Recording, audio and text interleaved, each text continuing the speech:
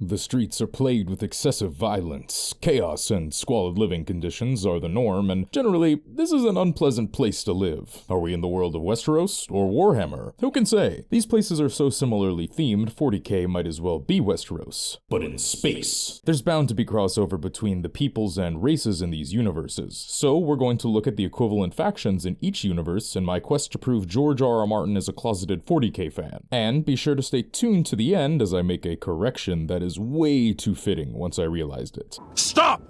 You violated the law. Pay the court a fine or serve your sentence. Your stolen goods are now forfeit. An elite regiment of only the finest warriors, clad from head to toe in bright, shining golden armor, which must make it an absolute bitch to fight them in sunlight, by God.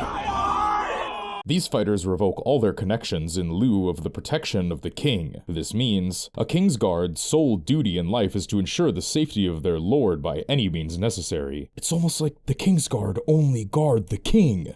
The vows they swear renounce any previous lands, titles, or family they had, so they may exist purely in service to the king and avoid any conflict of interest. Their number remains locked at 7, because the gods said so, and they are considered the finest fighting force assembled in the land, with armor of the finest craftsmanship to boot. These warriors come in with a striking resemblance to the Adeptus Custodes. In function, they are the same, existing with the sole purpose to protect the Emperor of Mankind from physical harm, exemplified by this quote from the big man himself. "These men are my bodyguards. Their lives forfeit to the guarantee of my physical safety. Of their loyalty to me, there shall be no question nor doubt. I, and I alone, shall have the authority to stand in judgment over them. No other commander shall they have in battle, nor in service." These words demonstrate the single-minded nature of their purpose, rescind all other responsibilities and focus purely on the protection of their liege lord. While there are significantly more than 7 Custodes, their number is also locked at 10,000, and they are often referred to as the 10,000. But that simply has to be the case, as everything in 40k is scaled up. They also dress the same, wearing impressive golden armor, but in space. The Custodes' cape is red? They couldn't be more dissimilar.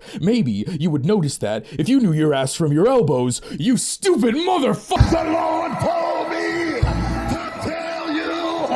Wake up, wake up, wake up, wake up, wake up! Next up, we have a group even more obsessed with the number 7 in the Faith Militant. The Militants are holy paladins sworn to the protection and furthering of the worship of the 7 gods they believe in. Their beliefs are of the utmost zeal and conviction, with the warrior sons proving to be exceptionally capable fighters, equivalent to, if not more superior than knights. They fight with an unparalleled belief in their religion, so they fight without fear of death or consequence. This makes them willing to perform maneuvers so dangerous it would rout normal regiments, adding to their effectiveness on the battlefield. And, like what you could expect of a religious institution in the PG world of Westeros, has caused them to be okay with doing a lot of other things.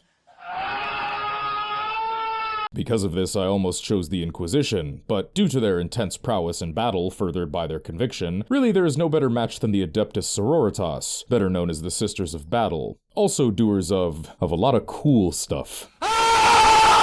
While the cult-like worship of the Emperor is pervasive all throughout the domain of mankind, nowhere is it more pronounced than in the Sisters. Serving as the armed forces branch of the ecclesiarchy, the church dedicated to his worship, or at least what's left of him. Their fanatical devotion and unwavering spirituality grants them fervor in battle almost unparalleled. It is a sure thing that once the Sisters have joined a battle, they will stop at nothing until their enemies have been utterly crushed. Likewise to the Faith Militant, the Sisters also do not fear death. The blood of their martyrs only strengthening their resolve. I also think the naming conventions are fun. Sisters of Battle and Warrior Sons are both gendered titles that have a similar vibe to them. Also similar to the way the Faith has a waxing and waning amount of power in the history of Westeros, the ecclesiarchy has similarly gone through periods of almost complete domination of their domain to times of lesser influence after violent revolution.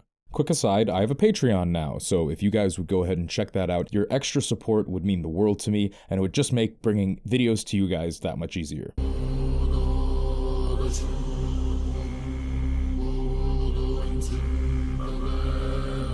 Stepping outside of Westeros, we'll be journeying across the sea to Essos to visit the Dothraki. The Dothraki are barbaric horse lords who dominate the flatlands of their continent. Savage, yet organized, the Dothraki live by a fierce warrior code and forsake any form of armor in favor of lightning-fast movements and attacks. This is enabled by their army consisting completely of mounted cavalry. The horse being an essential part of Dothraki warfare, but also daily life, as they are used to traverse their vast and sprawling home of the Dothraki Sea. Essentially, the Dothraki are what would happen if there was a male equivalent to horse girls. Initially, I wanted to go with the Beasts of Chaos for a few reasons. Both of the factions are nomadic and use this traveling lifestyle to spread ruination to the surrounding areas, coupled with the fact that there is an extreme propensity for violence, and the Dothraki's relationship with the horse places the animal in a sacred position in their culture, almost blending man and beast together. Hence the Beastmen. Jesus, they should give me an Emmy for this shit, man. However, the Beastmen being pure manifestations of chaos seem to clash with the Dothraki's religion. While the Dothraki are clearly wild men and ravagers, they abide by certain rules and customs, strictly adhering to their religion. The Beastmen's sole objective is to bring chaos to the world with wanton destruction, and for this reason I had to go with the White Scars Space Marine Legion instead. The White Scars call themselves the Horde of Jangadi. Jaghadi? Jaghadi. Jagadi. Jagahadi. Much like the Dothraki are referred to as a horde. They're also known and feared for their highly mobile method of warfare. The White Scars are considered the masters of lightning strikes and hit-and-run tactics, using assault bikes as mechanical steeds, serving as a more modernized version of the horse. The White Scars fight with all the tribal savagery that define the fierce steppe nomads of their homeworld, Mundus Planus, Mundus Planus, oh god, not again, and their Primarch is referred to as a Khan, very similarly to a Khal. It's fairly obvious that both the White Scars and the Dothraki were based off of the Mongols, so the comparisons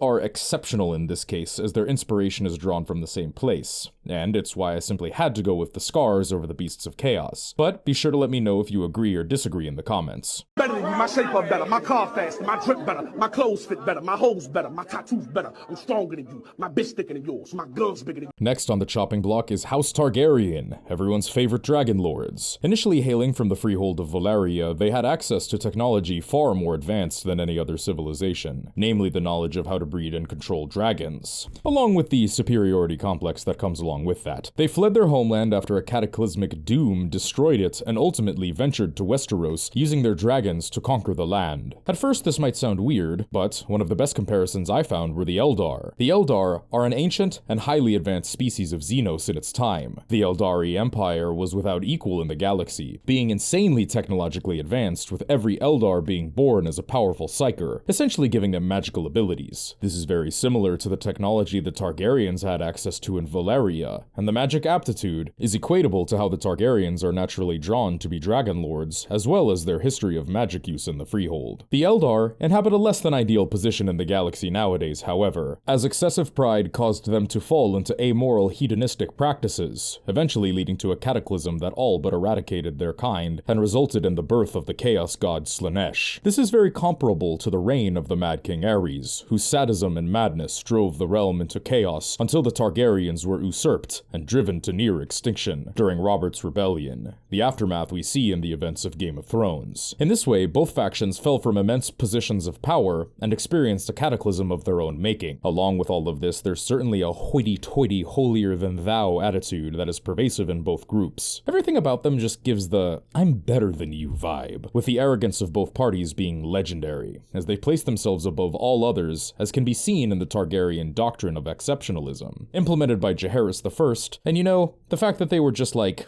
"We're kings, we own this place, you lose." This is further emphasized by certain anatomical similarities as well, with the Eldar's skin being described as pale and unblemished as polished marble, much like the light skin and hair of the Targaryens. Also, yes, I know the black dragons exist, but they're only similar in the logo. Leave me alone, dude. I'm just trying to make the video, okay? I'm just trying to make the video.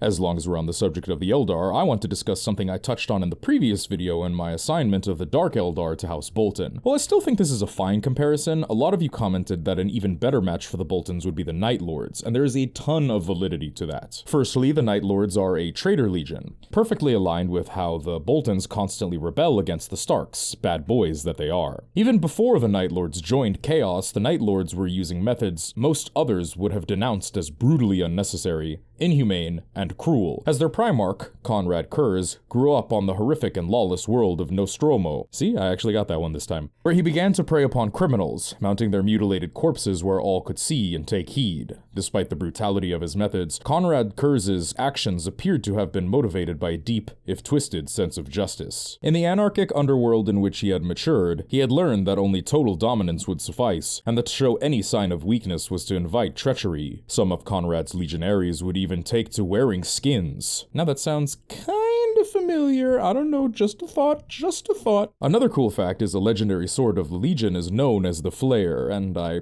couldn't imagine what that would be used for. These practices are very similar to how the Boltons would use fear to police the small folk. And in the same way Ramsay would pervert this into sadistic torment, so would the Night Lords as they were further gripped by the ruinous powers of chaos, falling farther from a sick form of justice to wild sadism. This, and the other comparisons, fit super well in my mind, and if you're interested in going over more faction comparisons, be sure to click the link on screen to see my other video on this.